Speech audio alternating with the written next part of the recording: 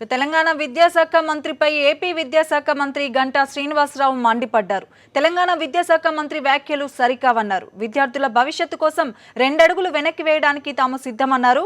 ఎంసెట్ను ఉమ్మడిగానే నిర్వహించేందుకు ప్రయత్నిస్తున్నామని, ఇప్పటికే గవర్నర్ దృష్టికి తీసుకెళ్లామని చెప్పారు. సమస్య పరిష్కారం కాకపోతే కేంద్రం దృష్టికి తీసుకెళ్తామన్నారు. తెలంగాణ ఉన్నత విద్యా మండలికి గుర్తింపు లేదు, పరీక్షలు ఎలా నిర్వహిస్తారని గంటా ప్రశ్నించారు. విద్యాశాఖ మంత్రిగా ఉండి ఆయన వాడిన పదాలు, ముఖ్యంగా ఆంధ్రప్రదేశ్ రాష్ట్ర ప్రభుత్వం గురించి మాట్లాడిన మాటలు చాలా ఆక్షేపణీయం. ఆంధ్రప్రదేశ్ ప్రభుత్వం అనాగరికంగా వ్యవహరిస్తుంది అనే పదం కూడా వాడటం జరిగింది. అసలు తెలంగాణ కల్చర్ అనేది ఎంతో ఉన్నతమైంది. తెలంగాణ సంస్కృతి కానీ, వాళ్ళ ఆచారాలు, సాంప్రదాయాలు, భాష ఇవన్నీ కూడా ఒక ఉన్నతమైన ఇదని అందరికి ఒపీనియన్, మా అందరికి కూడా.